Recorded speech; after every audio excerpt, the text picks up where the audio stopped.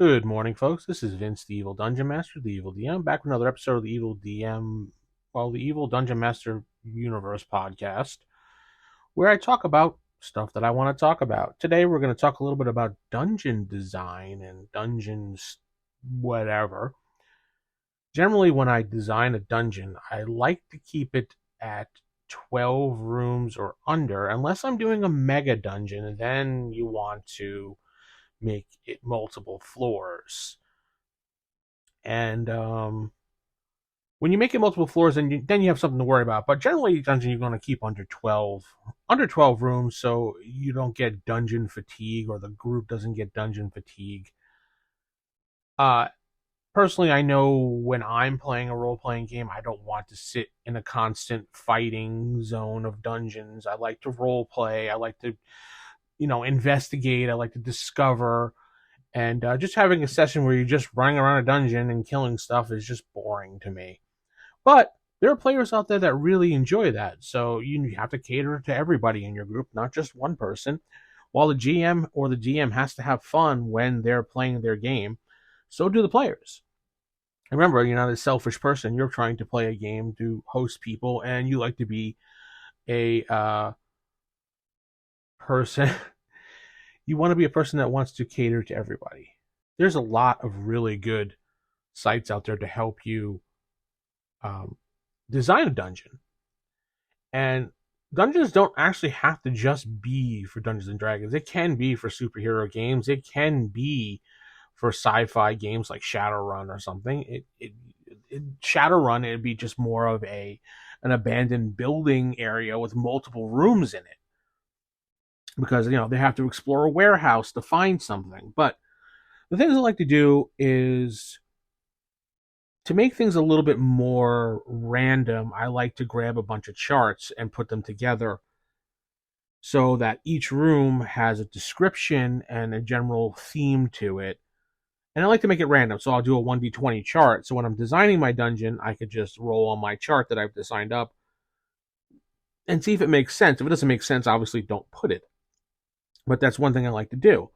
I like to get a description of the room, so it's something that the players can, think about, imagine in their mind, imagine they're standing in that room.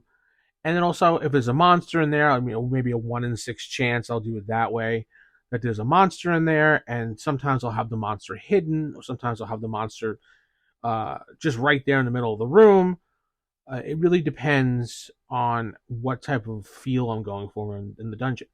Once I decide, the room theme, then I'm going to decide if there's going to be any secret doors, and I'll roll a d6 again for that, and a 1 in 6 chance that there'll be a secret door or a secret compartment of something in it, and then I'll decide if it's going to be a treasure or a key or something that's going to give them a piece of the clue of what's going on in this dungeon entirely.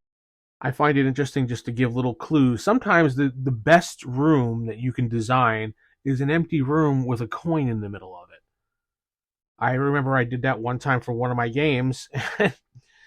It wasn't a coin, but it was just an empty room. In the middle of the room, there was just a glass, like a glass bottle, and it had a kind of like paper on top of it, as if it was holding something in it.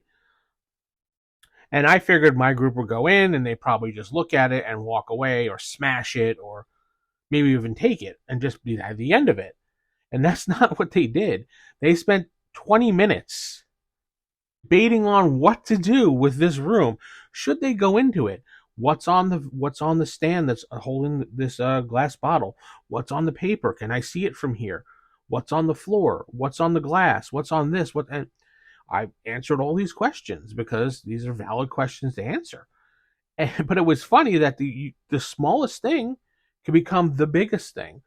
Like one time, as a joke, I made one of the rooms. There was a disco ball. There was a guy dancing, and then there was a what do you call those food trucks? Kind of like a food stand there. And there was a guy making fresh food, and they were very confused by why this was in the middle of the dungeon. And I made up some excuse about some guy who was who was setting up shop in dungeons and making a business out of it because he wanted to feed hungry adventurers and make sure that they would uh, always have food and have a place to dance and rest. So he basically went in, cleared out his area, and made sure no monsters would come in the area and keep it clean and safe as if it was like a safe zone. And people always found that hysterical. And I don't know, I just like putting goofy things inside my adventures because I don't want to be serious. Gaming is a way to escape life, have fun. Gaming is escapism. That's all it is. And nothing should be forced into a game, and nothing should be, pushed into a game that is real life. No one wants to sit through that shit. Everybody wants to play an imaginary character of their better self or something that they want to play as a persona that would be an adventurer in Dungeons and Dragons or Palladium Fantasy or I don't know, some other game that you're playing. I think there was a one for Champions had one too. I can't remember the name of it, but those are the games that I play. So offhand, that's it. Like when you're playing Rifts, you want to be the best soldier or best adventurer in Rifts being. You don't want to be, hindered in any way because that doesn't mean it's not fun. You don't want to be poor in a game. That's not fun. You want to be rich. You want to have, prestige and status. But anyway, back to the dungeon. After I do that, I generally try to pick where the puzzles will be and try to go searching around on the internet and trying to find puzzles. Not like difficult puzzles, but things that they can pretty much figure out on their own. Not, maybe with a little bit of rolling, a little bit of research. It shouldn't be something that's too difficult for them to figure out. If it is too difficult and your group's going to sit there like, and not a lot of groups like puzzles, but you should make it easy enough that they can do it. And if they are stuck, maybe you have them do a couple search rolls and then they find a clue that's hidden in the wall or on a painting or in a desk, and see if that will help them out. Sometimes you can give, like, if there's a wizard with a high intelligence in the party, you can have him roll under his attribute for intelligence, and maybe you can give him a clue, like, you take this piece and move this piece here, and it looks like that might actually move something. Things like that.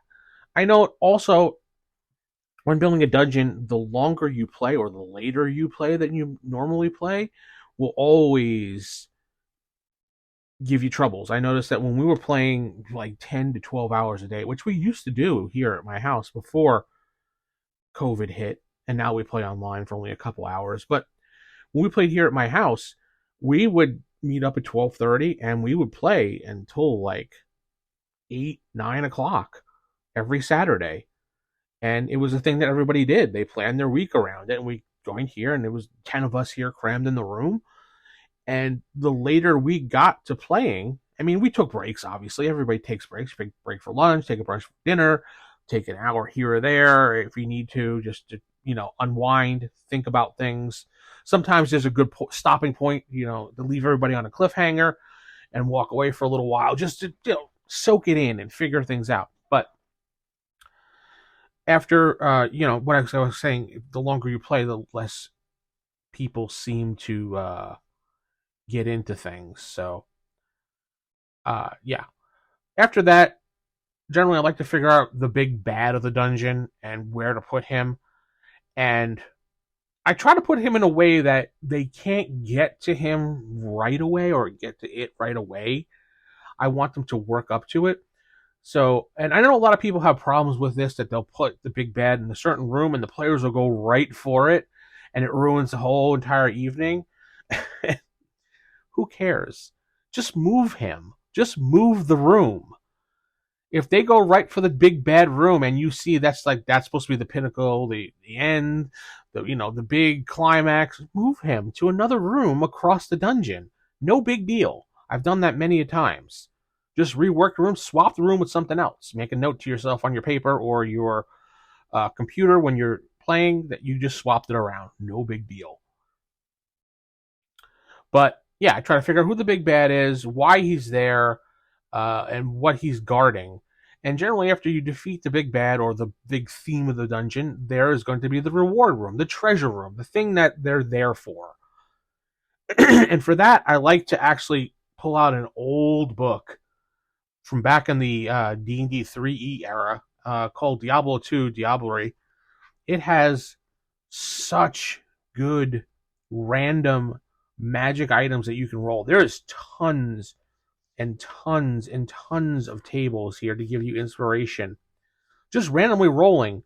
And I'm flipping through the book right now as I'm talking to you, and it's at least, I don't know, about 10, 15, I would say about 10 or 15 pages worth of just descriptions of magic items and bonuses that you can add to magical items, from wands, swords, armor, rings, potions, different colors, different textures.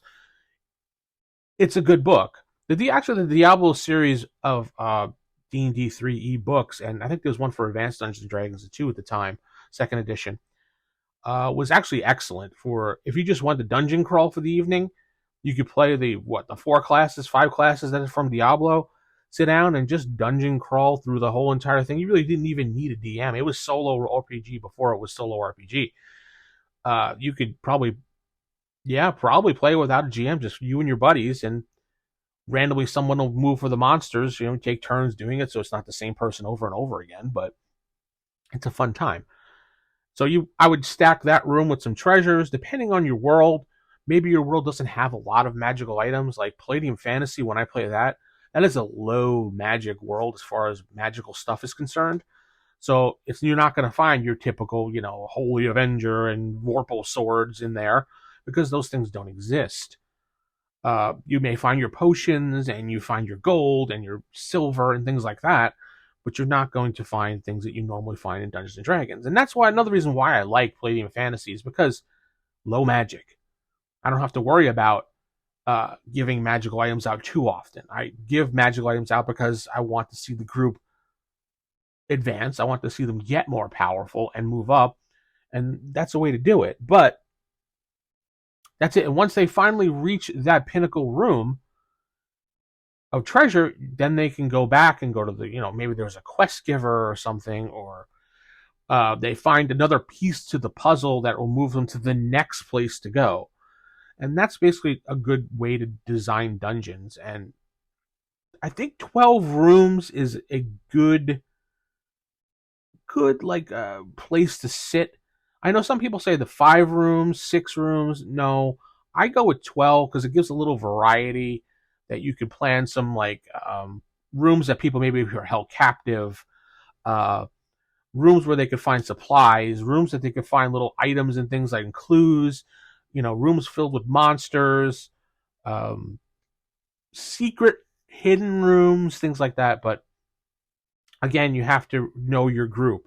If your group likes to go hack and slash, put a lot of monsters in there. If your group likes to explore, investigate, find items, and kind of attack and kill things, then by all means do that. Well, all right.